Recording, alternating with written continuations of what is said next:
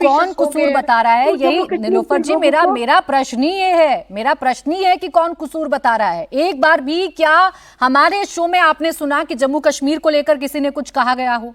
हम आतंकवादी सोच की बात कर रहे हैं, हम रेडिकलाइज युवा की बात कर रहे हैं, हम मजहब के नाम पर जिन लोगों को बरगला दिया गया है उन लोगों की बात कर रहे हैं।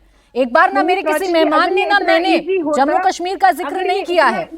अंबर ज़ैदी जी, के लिए तो बहुत अच्छा होता कि अगर दूसरे लोगों को, विचारों को टारगेट ना किया जाता होता। अरे मैडम, यही पूछ रही हूँ, कहाँ किसने कैसे टारगेट कर दिया, इसको आप लोग क्यों जनरलाइज कर रहे हैं, ये आपको बताना है। अंबर ज़ैदी जी, अंबर ज़ैदी जी, यहाँ मेरे शो में जितने भी लोग हैं, जितने भी मेरे मेहमान हैं, सब एक बात को बड़े एक साथ एक सुर में दोहरा रहे हैं कि ये इस्लाम नहीं है, ये नहीं सिखाया जाता है इस्लाम में, और ये कट्टरपंथी या जिस तरीके से मानसिकता को बदला जाता है इसके हम साथ नहीं हैं। लेकिन ये सिचुएशन बदल क्यों नहीं रही, ये मेरा प्रश्न। देखिए प्राची जी आपने बहुत इंपॉर्टेंट सवाल पूछा यहाँ पर, और मैं इस पर बात करना भी चाहती थी क्योंकि कहीं ना कहीं हम डिबेट में आगे बढ़ गए थे और ये पॉइंट पीछे रह गया था। सवाल यही है, यहाँ पर बैठे किसी ने भी इस बात को ये नहीं कहा कि जो हुआ वो सही हुआ और हम उसके साथ थे, लेकिन सबसे बड़ी बात ये है जो सबसे जिम्मेदार इंस्टीट्यूशंस हैं, जिसमें हम अपने मस्जिदों की बात करते हैं, मदरसों की बात कर लेते हैं, या कोई और कम्युनिटी इंस्टीट्यूशंस है, जो साजिद रशीदी साहब ने बोला कि ये लोग मुसलमान नहीं है, 2012 में फतवा निकला था। कहीं ना कहीं आपको नहीं लगता कि ज्यादातर इंस्टीट्यूशन वो नैरेटिव बिल्डिंग में फेल होती आई हैं जो आप कह रहे हैं कि ये जिहाद नहीं है, जबकि जिहाद के नाम पर जो किताल हो रहा है ओपनली, जितने भी आतंकी जो हमने इदारे देखे हैं या जितनी भी आतंकी आउटफिट्स हैं, अलकायदा से लेके जैश ए मोहम्मद, जितने भी हैं अब पाकिस्तान में 1500 से ज्यादा इस तरह के इंस्टीट्यूशन है जिसको यूएन ने आतंकवादी संगठन घोषित किया है। लेकिन सबसे बड़ा सवाल ये है कि इतने बड़े स्तर पर भारत में लाखों मदरसे हैं, उसके बावजूद भी हम वो पॉजिटिव नैरेटिव नहीं पहुंचा पाए आज भी कि भाई ये जिहाद नहीं, ये आतंकवाद है और ये किताल है इस्लाम में, इस्लाम के नाम पर। आज भी जब डिजिटली बैठकर बड़े बड़े मौलाना 135 फीट की हूर का जब 3D डिस्क्रिप्शन देते तब कोई नहीं बैठा रहता, किसी के मुंह से कोई आवाज नहीं निकलती। जब युवाओं को बरगलाया भड़काया जाता है देश के खिलाफ देश के खिलाफ, मानवता के खिलाफ, या फिर हम समाज के बीच में एक दूसरे के खिलाफ नफरत को बढ़ावा दिया जाता है, तब सब राजनीति के नाम पर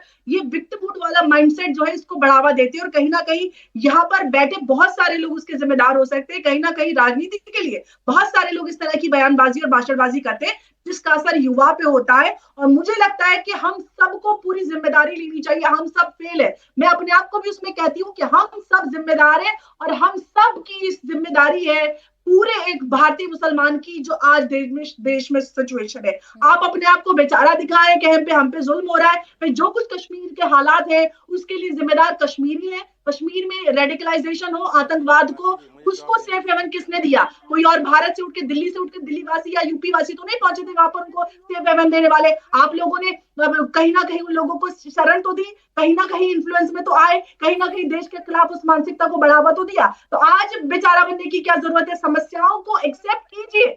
सारी समस्याओं का निवारण तब होगा जब आप उस समस्या को ऑनेस्टली एक्सेप्ट करेंगे, उसके बाद ही आप कहीं हल पर पहुंच सकते हैं। समझौता एक्सप्रेस ब्लॉक हुआ तब हमने कभी हिंदू धर्म को ये नहीं कहा कि आदमी आतंकवाद है। अच्छा रुके नीलोफर जी, अंबर ज़ैदी जी, कम से कम आप ये एक्सेप्ट तो कर रही हैं कि एज अ सोसाइटी ये फेल्योर है हम लोगों का। आप ये बता तो रही हैं मेरे दर्शकों को कि ये फेल्योर है कि ऐसे लोगों को सही राह पर नहीं ला पा रहे हैं, और अभी भी कुछ लोग हैं जो धर्म और मजहब के नाम पर लोगों को बरगलाने बहकाने की काम करते हैं। मौलाना अंसार रजा साहब, आपसे मेरा प्रश्न यही है, इसका सोल्यूशन बताइए। अंसार रजा साहब, मुझे सिर्फ यहाँ से सोल्यूशन की आज दरकार है। हम सब मजम्मत कर रहे हैं, हम सब इसके खिलाफ हैं। हालांकि एक चेहरा सोसाइटी का वो भी है जो पर्दे के पीछे ये बताने लगता है कि इसके आड़ में मुसलमानों को परेशान किया जा रहा है, इसके आड़ में मुसलमानों को विक्टिम बनाने की कोशिश की जा रही है। लेकिन हम सब जानते हैं कि गलत हो रहा है। कुछ लोग हैं जो बरगला रहे हैं युवाओं को। सोल्यूशन क्या है इसका?